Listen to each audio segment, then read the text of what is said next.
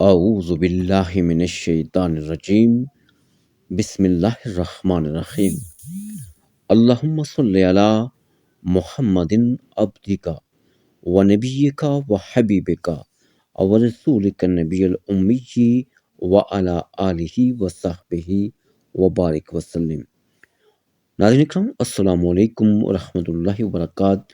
آج کی اس ویڈیو میں ہم آپ کے ساتھ قرآن کریم کی ایک مختصر صورت آپ کے ساتھ شیئر کریں گے، جو آپ چلتے پھرتے اٹھتے بیٹھتے اسے پڑھ سکتے ہیں اور اس سے بہت سارے فوائد حاصل کر سکتے ہیں۔ قرآن کریم پڑھنا ویسے بھی ثواب ہے اور باعث سے نجات ہے۔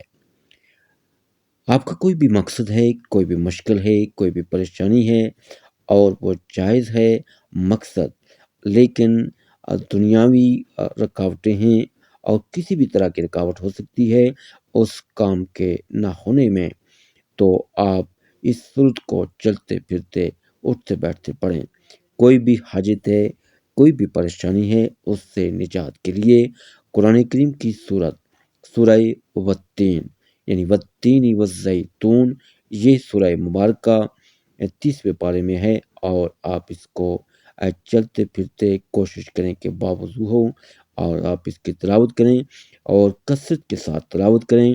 انشاءاللہ اس سورہ مبارکہ کے اس وظیفے کی برکتوں سے آپ کا جو بھی جائز مقصد ہے، جس بھی مقصد کی نیت سے پڑھیں گے، نیت کرنا لازمی ہے۔